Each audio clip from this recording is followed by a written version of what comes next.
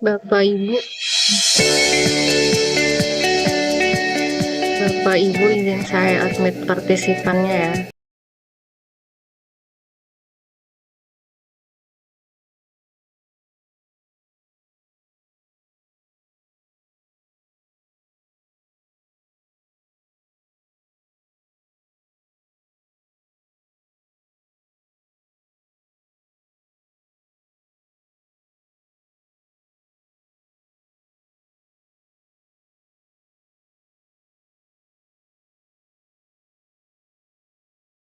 Call for the first quarter 2024 results. All the materials for today's call are available on our website www.mitratel.co.id. Today's call is being recorded and a replay will be available after the call. There will be a CEO remarks and followed by presentation from our CIO before the Q&A session. Before we start, let me remind you that today's presentation and responses to the questions may contain forward-looking statements within the meaning of Safe Harbor. The projections and estimations may involve risk and uncertainty that may cause actual results to be different from what we discuss today. Ladies and gentlemen, it's my pleasure now to introduce Mitratel's Board of Directors who are joining us today. Our Chief Executive Officer, Mr. Theodorus Ardi Hartoko, Chief Financial and Risk Officer, Mr. Ian Sigit Kurniawan, Chief Operating Officer, Ms. Hastining Bagyo Astuti, Chief Commercial Officer, Mr. Agus Winarno, and our Chief Investment Officer, Mr. Hendra Purnama. Without further ado, I will now hand over the call to our CEO for his remarks. Please, Pak Teddy, the time is yours. Thank you, Andy. Good afternoon, everyone. Thank you for joining our conference call for the first quarter of 2024 results today. In the first quarter 2024, Mitratel recorded revenue of 2.2 trillion rupiah, or grew by 7.3% year-on-year, driven by fiber optic business that grew by almost 150%. EBITDA grew by 9.9% with EBITDA margin expanded to 83.5% from 81.5% last year. In the bottom line, we post 521 billion rupiah in net income, grew by 4%. This performance was achieved amidst challenging tower industry as we still see impact from mobile operators consolidation. Fiber optic business become the total revenue is still relatively small. We are the few that demand for fiber optic will remain strong, in line with the need of mobile operators to improve their network quality and capacity. By end March 2024, our fiber optic asset has reached more than 36,000 kilometers. In tower leasing business, we maintain our leadership in the industry as we own 38,135 by end of March this year. On organic, we keep looking for opportunities but remain prudent and selective. We are open to explore opportunities in the tower ecosystem, such as in fiber optic and power solution. Lastly, Mitratel will anticipate any development in the industry to make sure that we remain relevant and grow sustainability in the long run. This concludes my remarks. I will now hand over to Pak Hendra to deliver more detailed presentation. Please, Pak Hendra. Okay, thank you, Pak Teddy. Okay. I will start my presentation. Okay. Next page. Okay. So as Pak Teddy already mentioned, we are growing at 7.3 year on year. This is above industry, where the industry itself grow around 4%. We maintain our position as the leader in the domestic tower industry. Our market share also dominant at 42%. We also still have a big room for us to improve our leverage. As of now, our net debt to EBITDA only around 1.7. We also success to improve our efficiency, and you will see later that our operating expenses is actually reduced by 3.8%. We are continue to deliver our best-in-class service to our customer as we are performing the highest standard for our SLA. And lastly, that we are continue to improve our fiber optic. As of first quarter 2024, we actually own and operate 36,257 kilometers of fiber optic. Next page. Okay. In terms of the organic and inorganic, we actually have a CAGR of 19% since 2019 in terms of the number of towers. And for the co-location itself, with including the acquisition, we are tenancy ratio at 1.52. And if we exclude the acquisition from the customer or from the MNO, then our tenancy ratio at first quarter 2024 is 1.84. Okay. In terms of the market share for build-to-suit and co-location, we actually at 42%, and for the fiber optic in the first quarter, our market share at 43%. This is from the whole 3 big MNO in Indonesia deployment. Okay. In terms of the significant co-location, our co-location outside Java Island is improving more than 10%. We actually have the attractive co-location where in terms of market share for co-location itself at 40%. This is also supported by more than 78% of our tower don't have any competing tower within the radius of 300 meters or more.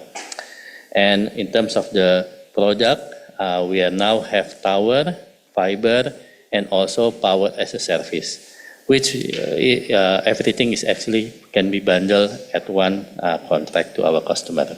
Okay. Next slide. Okay. In terms of the operation, by first quarter 2023, our tower reached 38,135. This is 4.7% increase compared to last year. In terms of the number of tenants, we also improved 8.4%. And in terms of the fiber, a significant improvement at 42.1%. You also can see that majority of our co-location is actually happen outside Java Island. If in Sumatra, for example, the tenancy ratio growth more than 10.2%, and also in Sulawesi at 9.3%. Bali and Nusa Tenggara is one of the area with the highest tenancy growth at 17.7%. Okay. Next slide. For the performance in first quarter 2024, our revenue improved 7.3% to 2.2 trillion rupiah.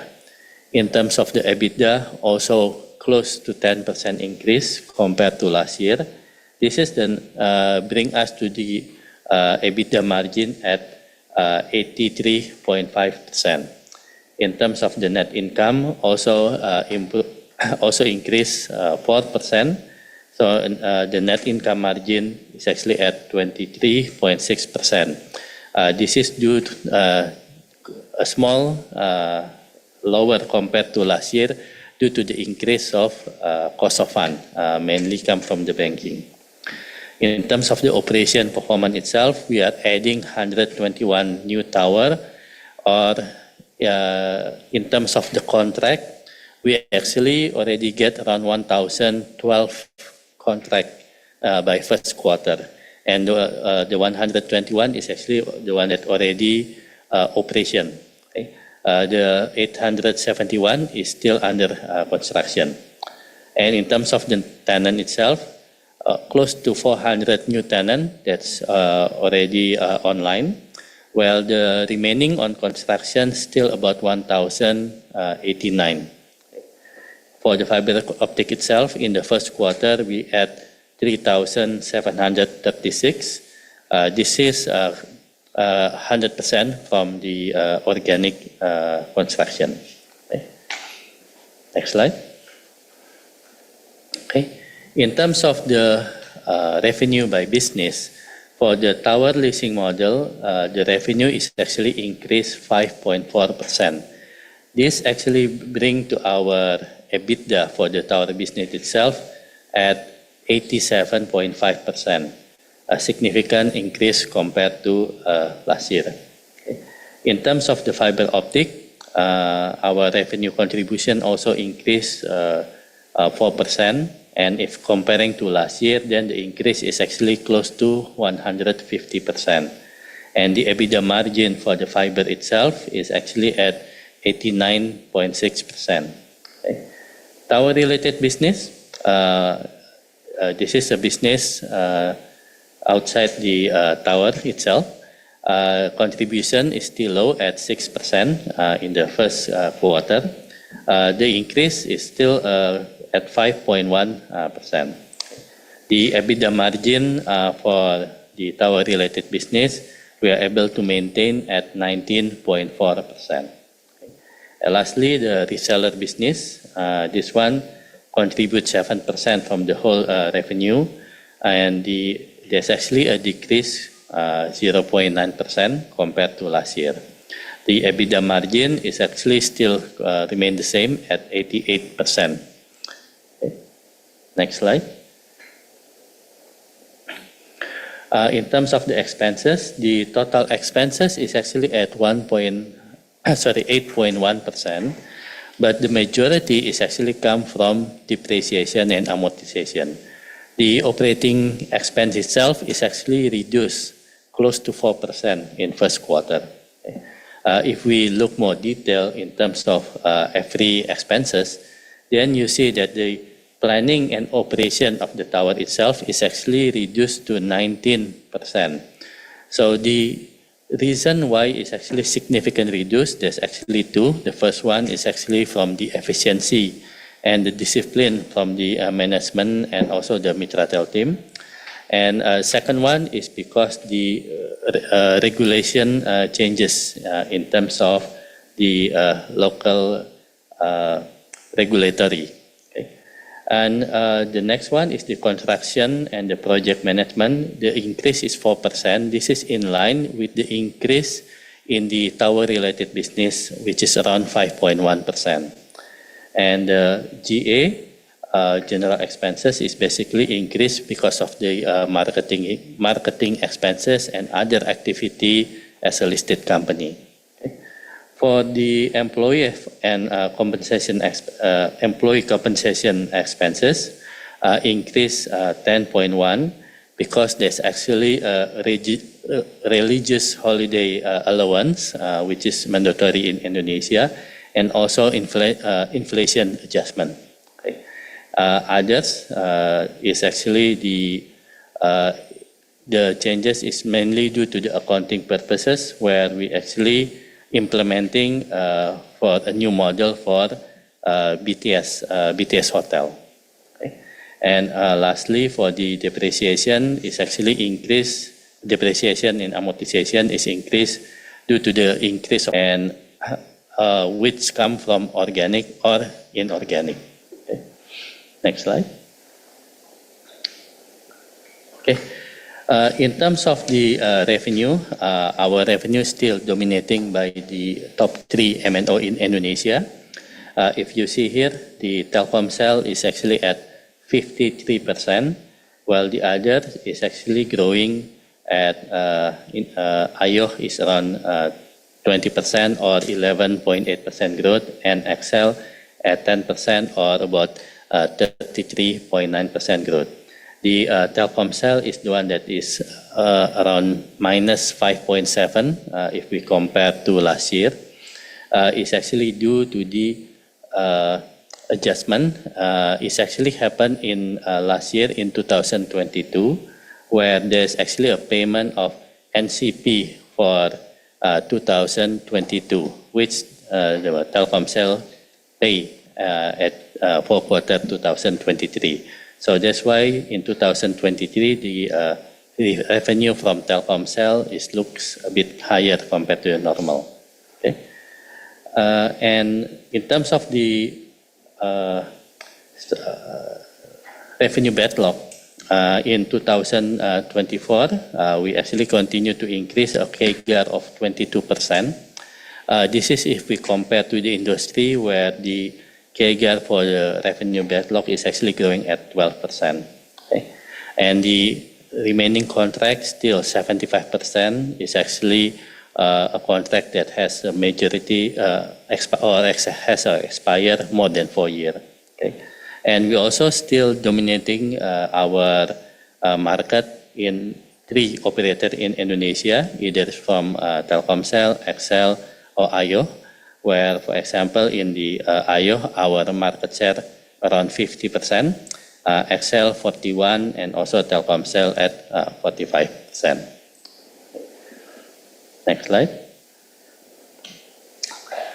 For the balance sheet, we actually remain strong, or very strong, if I may say.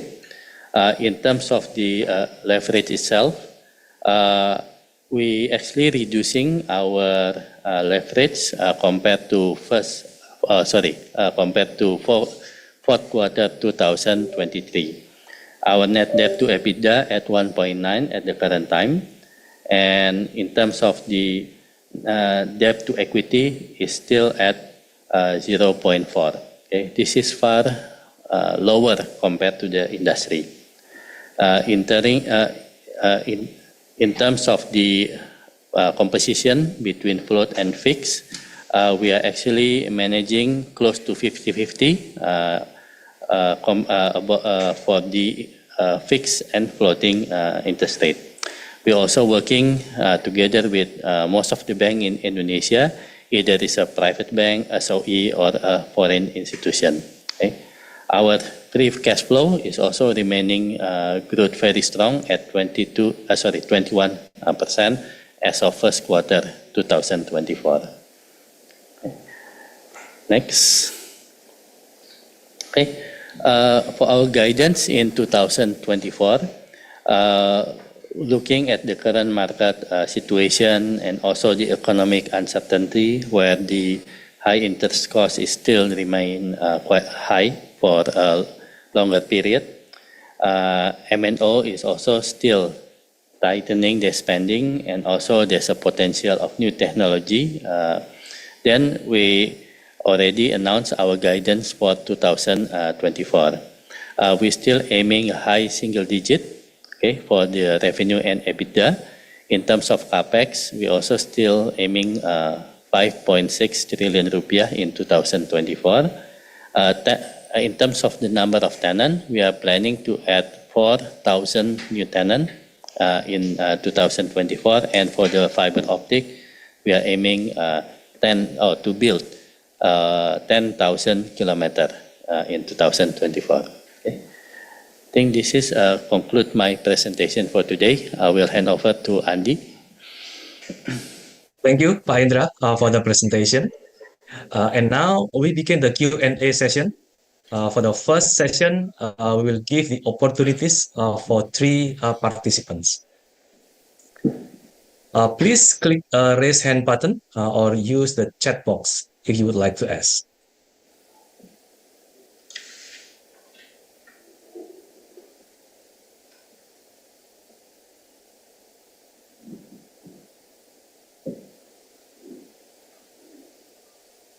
First question will be coming from Luis Hilado.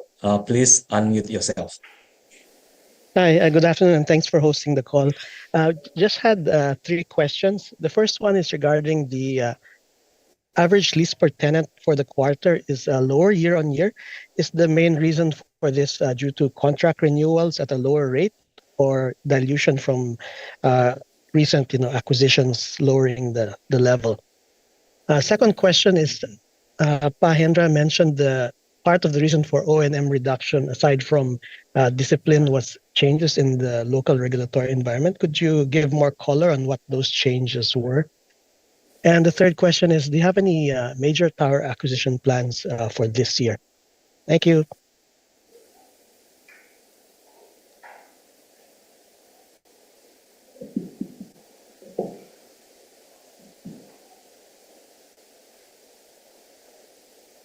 Any participants from the floor, please click raise hand button if you'd like to ask.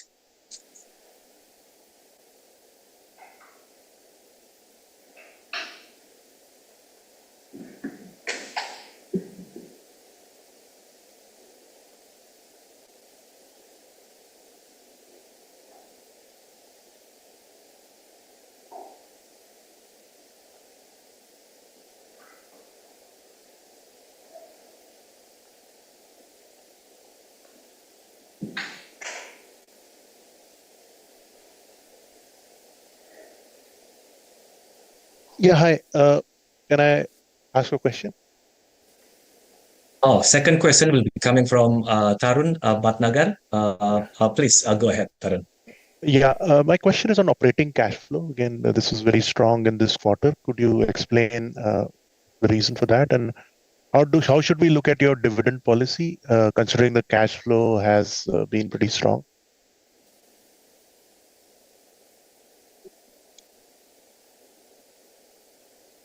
Thank you for the questions, Tarun.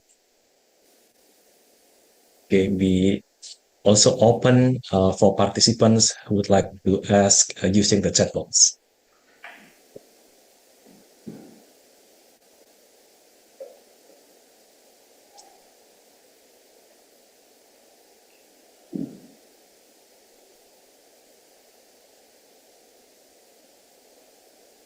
Third question will be coming from Henry Teja from Mansek. Please unmute yourself, Henry. Yes, thank you, Pak Andi, and thank you, gentlemen, for the presentation. Perhaps one quick follow-up question for me. Pak Hendra mentioned before that in the first quarter, there are still around 1,100 tenants under construction. Would you provide more details on which telco operators that drives the tower orders, either from the colo or perhaps on the build-to-suit orders? And perhaps second, we also heard about the rumors or the discussion in the market about the potential merger between XL and Smartfren. So just curious whether you see some order slowdown from both of these companies in the first quarters and also in second quarter. Thank you. Thank you, Pak Henry.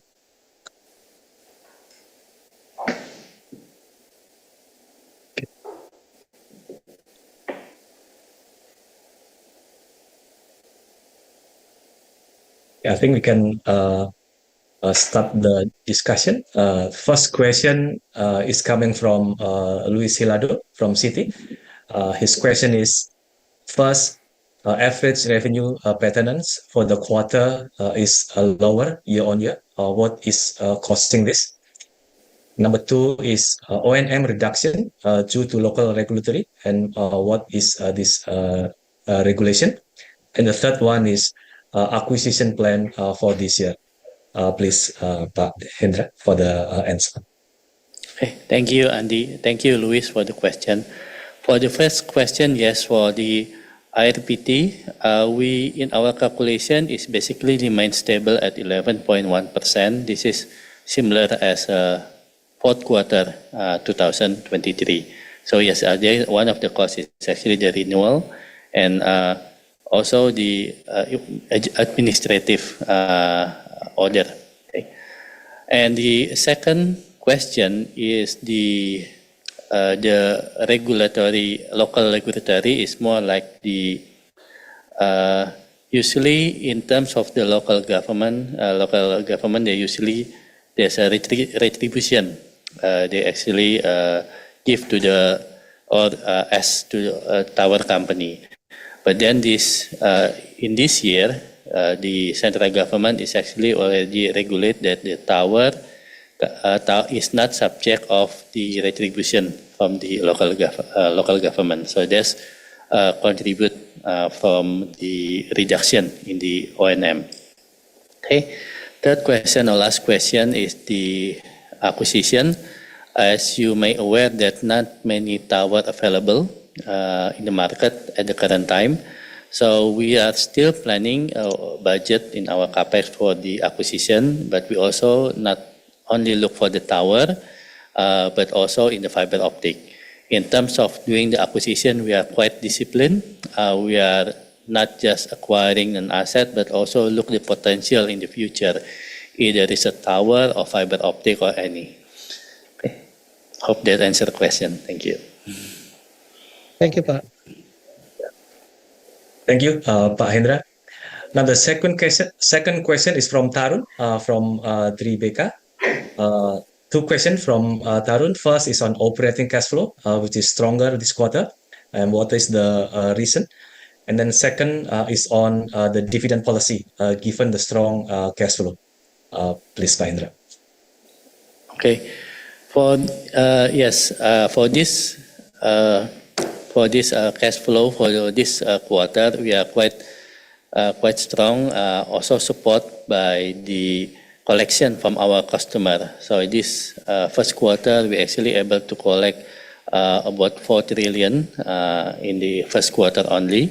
Okay, and we use some of the fund to actually refinancing. Okay. That's actually give us quite a room or quite a saving in terms of our cost of fund. Okay. And in terms of the policy for the dividend, I think we're going to have an EGM at the end of May. Okay, in the EGM, it will be decided by the shareholder meeting what is the dividend for the year of 2023. Keep in mind that we do have a good performance, but in another hand, that the macroeconomic condition, especially for the interest rate, is still remain quite high, and we also still have a potential acquisition in the pipeline. One of the significant one is actually the acquisition of fiber optic. So that's we plan to allocate some of the fund to also for the inorganic activity. Thank you, Pak Hendra. Before we address Pak Henry's question, we received a question from the chat box from Mr. Fahrul. He has 3 questions. First is on what do you think about ARPU domestic trajectory in 2024 and its implication towards tower leasing rates. Number 2, please share view with the coming presidential changes. Is there might be any strategy or outlook adjustment with the coming elected president? Number 3, do you think that the recent rumor of IBST acquisition by Protelindo would change the domestic tower landscape? Those are the questions from Fahrul. Please, Pak Hendra. Okay, thank you, Andy. Thank you, Fahrul, for the question. In terms of the ARPU, at the current time, there's the pressure in the IRPT is not that significant. If you compare to I think to about 2 years ago, where the pressure to the IRPT is actually a bit stronger. Now, the MNO not only focusing in terms of efficiency, but also provide good quality and high standard of service. So then the implication to the IRPT will not be that direct. Okay, and then we believe that the IRPT going to be stabilized. There's still a pressure, but it's going to be stabilized quite soon. Then the next question. I don't see there's actually a significant changing in terms of our strategy with the current presidential changes. Okay, but we will see what is the policy from the government later on. And last, in terms of the IBST, okay, maybe there's going to be a changes because IBST is actually a tower company which have around about 3,200 towers. So there's a significant, there's a sizable tower company. But in terms of the impact to the industry, I don't think there's going to be a significant impact. Okay. I think that's my response to the question. Thank you. Thank you, Pak Hendra. Next question is coming from Pak Henry from Mansek. He has two questions. First is on 1,100 tenants under construction. I think you heard that news. Which tenant mainly constitutes this number? And number two, management view on the upcoming Friend and XL merger. Okay, thank you, Andy. Thank you, Henry, for the question. Yes, for the 1,100 tenant, around 891 is actually a build to suit that takes a bit of time in terms of the construction, maybe around 2 to 3 months. Okay, and the remaining is actually co-location. So the co-location should be up and run within this year. So by the next quarter, you will see that the co-location is already including in our number of tenants. In terms of build to suit, it also depends on the location. Sometimes takes longer when it's in the remote area. But majority of this build to suit is actually come from Telkomsel. Okay. And number two question in terms of the merger between Friend and XL. Yes, we actually, if you remember during the IPO, we also already mentioned that we anticipate not only 4 operators, but also 3 operators. So we do have a scenario where there's actually a 3 operator in Indonesia. And the impact to us is very minimum. The last impact of the merger, Indosat and Hutch, is also around 2,000 towers that overlapping, and easily we are able to solve it by relocate to other towers that we have. And this merger, the impact is also going to be quite minimum. I think not more than 1,000 towers. So we also can provide the same solution. And I think this solution is actually solving or providing the right result for the new entity. Okay, that's my response. Thank you. Thank you, Pak Hendra. We received a question from the chat box from Andre Siantoro from Maybank Asset Management. His question is, why is the additional tenant getting lower in the first quarter 24 compared to the previous quarter? Please, Pak Hendra. Okay, additional tenant. Okay, maybe one of the reason in the last quarter is actually there's an inorganic activity where we acquire, I think, Dayamitra. That one is about close to 900 towers. That's happened in the last quarter. And in the first quarter last year, we actually acquired tower from Indosat. So that's the inorganic activity that make the additional new tenant or new tower is actually improve or have a significant number compared to this quarter. Okay, hope that answered the question. Yeah. Thank you, Pak Hendra.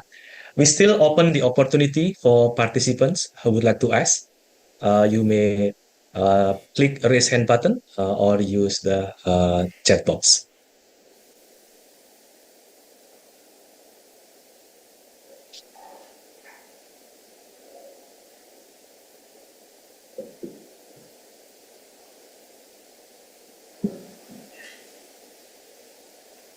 We have participants that would like to ask from Ms. Vera Yap from MNC, I believe.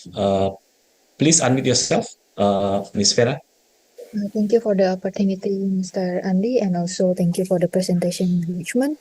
I just have one question over here, which is about the capex. So, the capex budget for this year is 5.6 trillion rupiah, and I just would like to ask, is there any possibility to paint more picture on the figure that has been absorbed so far in the first quarter? Thank you.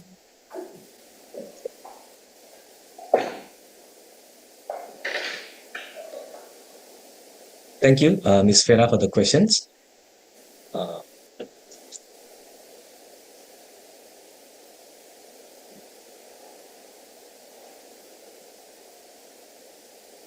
We received question from the chat box from Tarun again, from Tarun Tbk.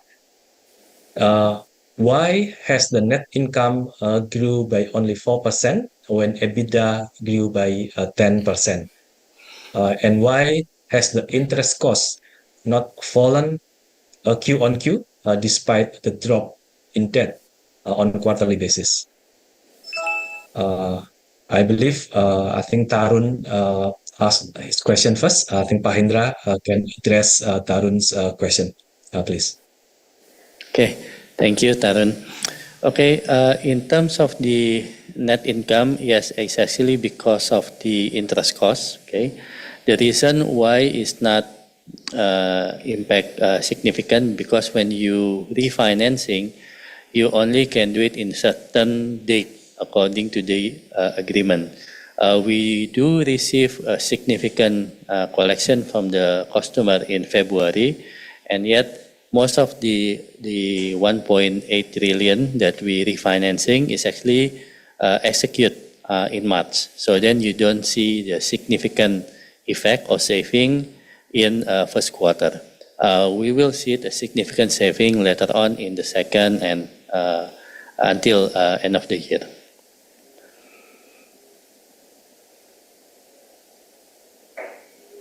Okay. Thank you, Pak Hendra. From Ms. Vera is on the capex absorption. So in the first quarter, how much capex has been absorbed? Please, Pak Hendra. Okay, from the 5.6, the majority capex that been used is actually for the organic. As I mentioned, that we do have around close to 1,200 that is actually ongoing. So that's capex is actually been significant use for the organic transaction. Okay. In terms of the number, I think is for the construction of the tower itself, I think it's not significant. By first quarter,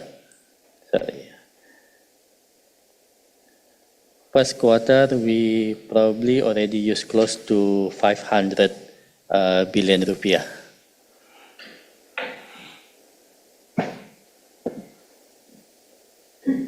Thank you, Pak Hendra and Pak Andi.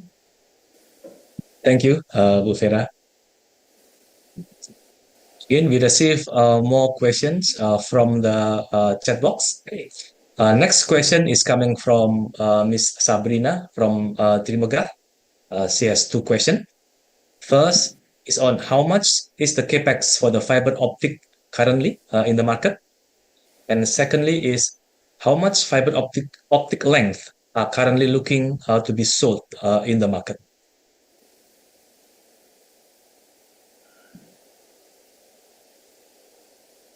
Yeah. Sorry, Andy, I should respond now or wait for another question? Yes, Pak Indra, Okay. please, you can respond. Okay, sorry. Okay, thank you, Sabrina, for the question. I think for the capex for fiber optic, around 80 to 100 million rupiah per kilometer. Okay, And if you're asking us how much fiber optic available sold in the market, that's quite difficult to answer, okay? Because in terms of fiber optic, there's a big one that belongs to the telco company, but there's also very fragmented where many small companies do have a fiber optic.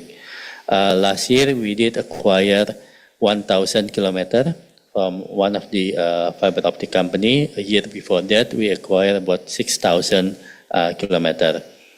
But what we are expecting that the market itself probably less than 2,000 kilometers that is available for the M&A by this year. Thank you, Pak Hendra. Hope that answer Bu Sabrina's question. Yeah. And then next question, again, we received from the chat box from Andre Siantoro from Maybank Asset Management. The 891 under construction built-to-suit towers, is it Java or outside Java? Yeah, please, Pak Hendra. I think we have questions. Yeah. Thank you. Thank you, Andre. It's actually mainly outside Java. More than 54% is outside Java. Yeah. Thank you, Pak Hendra. Okay, ladies and gentlemen, participants, we are still open the opportunities. Yeah, you may click raise hand button or use the chat box.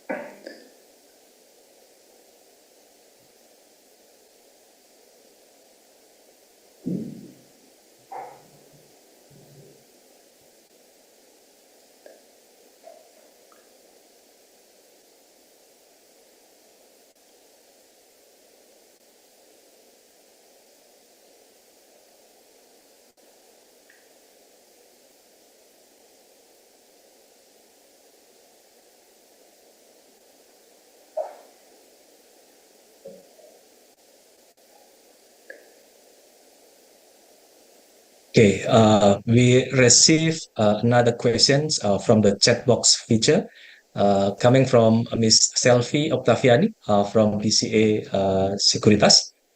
She has two questions. One, could you please share more detail on fiber optic inorganic plan? Is it fiber to the tower? Or is it is it any possibility that company enter the other type of fiber optic business such as FTTH or fiber to the home?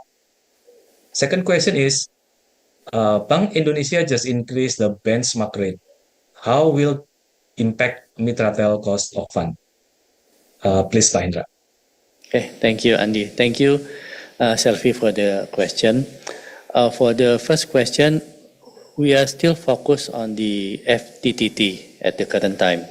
So the inorganic or organic plan is actually focusing on the FTTT.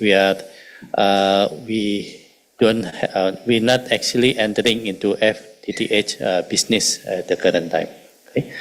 And for the number two, the impact of BI increased benchmark. As I mentioned, we actually already convert most of our loan into a fix. Second, we also already do refinancing around 1.8 trillion in the first quarter. And second, we also already renegotiate with the bank where in the first quarter we are able to reduce around 50 bips with one of the bank in Indonesia. So then we believe that the impact of the increased BI benchmark will not be as significant to our performance in 2024. Okay. Hope that can answer the question. Thank you. Thank you, Pak Indra. Again, I remind everyone, the participants, if you would like to ask, you may use the chat box feature, or please click raise hand button.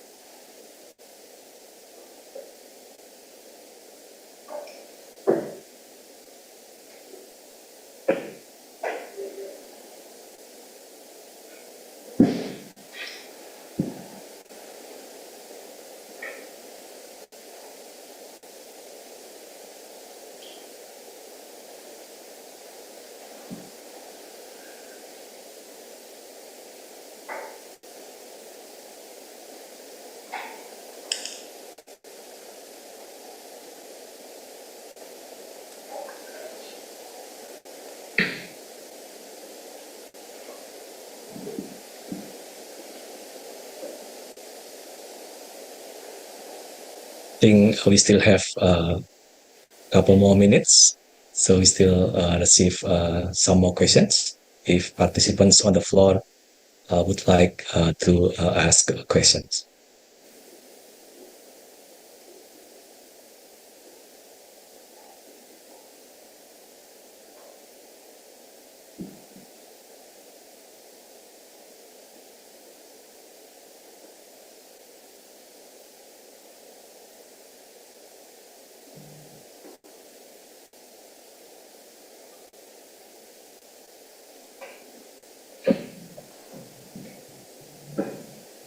We have questions from Mr. Nico Margaronis from Brits. Please unmute yourself, Pak Nico.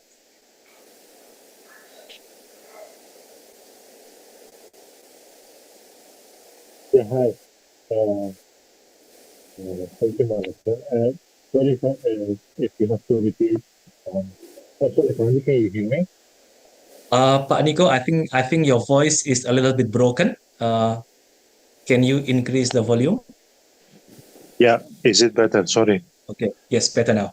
Yeah, please. Please go ahead. Apologies if you have to repeat this, but may I ask the management about the EBITDA margin? Is this how is going to trend? Yeah, by the end of 2024, is this new high will remain as it is, or what's the outlook? Yeah, for the EBITDA margin. Yeah, thank you. Maybe that question for me. Thank you. Yeah. Thank you, Pak Nico, for the questions. So the question is on the EBITDA margin, how it will be trending towards end of this year. Will the current level will remain or will be sustainable? Yeah. Please, Pak Hendra, I think we can address these questions. Yes. Okay, thank you, Andy. Thank you, Nico, for the question. For the EBITDA margin, one is the significant impact is because the tower-related business is still quite low, or still about 6% from the total revenue. So we usually targeting close to 10% for the tower-related business. And since the EBITDA margin for tower-related business is low compared to the tower business itself, then when the I think you understand that when the business become bigger, then it will drag down our EBITDA margin. We believe that EBITDA margin for this year will remain more or less the same as last year at 81.5%. Understood. Understood. Yeah. Understood. Yeah. Maybe the next one more question about M&A. Is this IBST deal coming to conclusion, and is MTEL likely to be the preferred bidder, or what's your take on this, Pak Hendra? Thank you. Okay.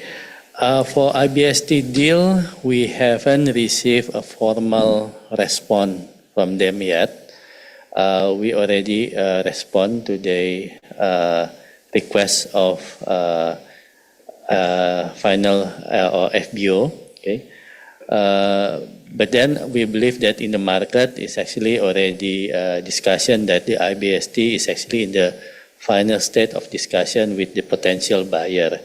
So maybe most likely the deal will close soon, and from our end, we actually did not do any responses or negotiation since our submission of FPO.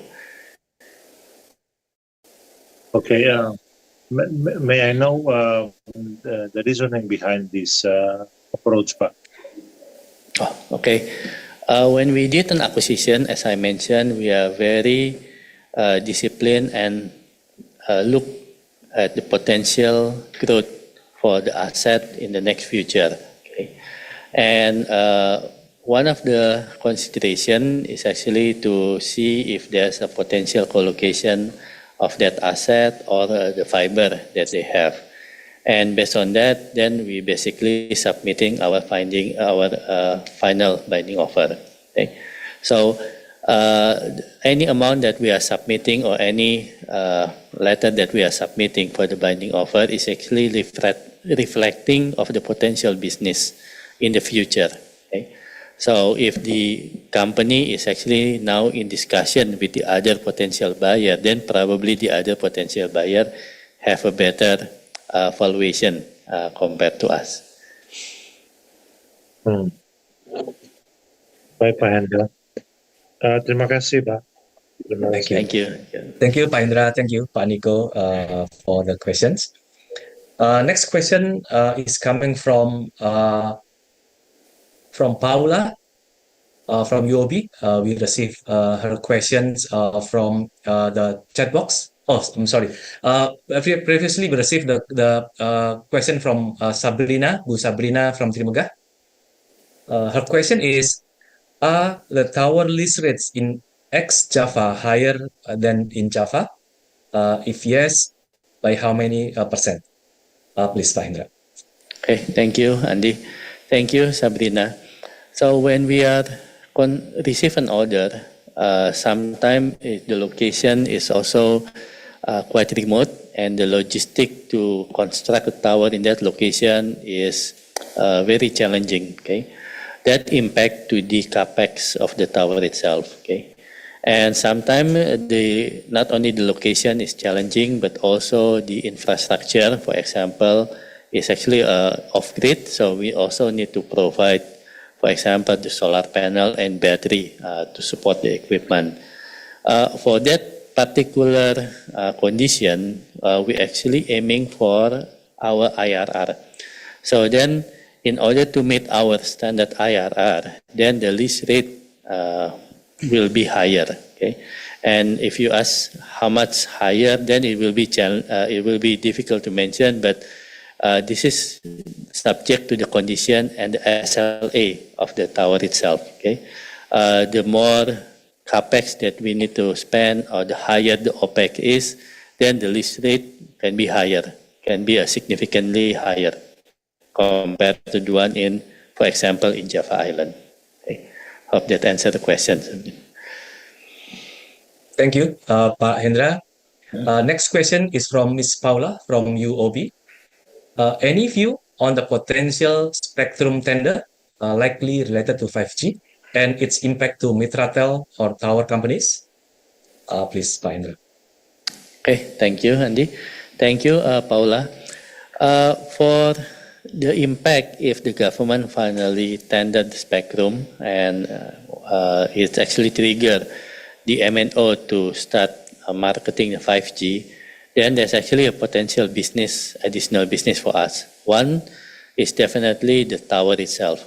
To cover the same coverage area for 5G, Then the MNO mentioned to us that there are need for additional tower. That tower is not a macro tower, but more like a small cell or a monopole.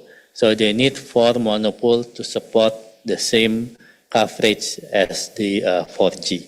So there's actually a potential business or opportunity for us to explore when the operator is actually aiming to penetrate or to go to 5G. Thank you. Thank you, Pak Hendra. We still have 2 or 3 more minutes. If there are more participants from the floor, you still have questions.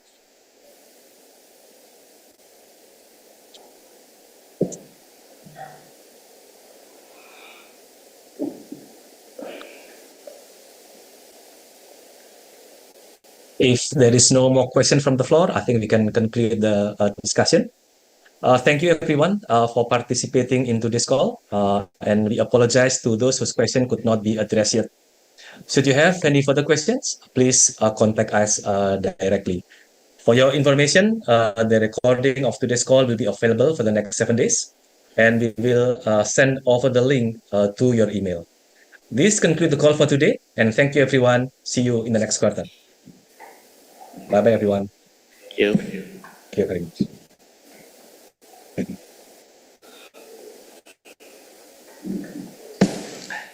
you. Thank you. Recording stopped.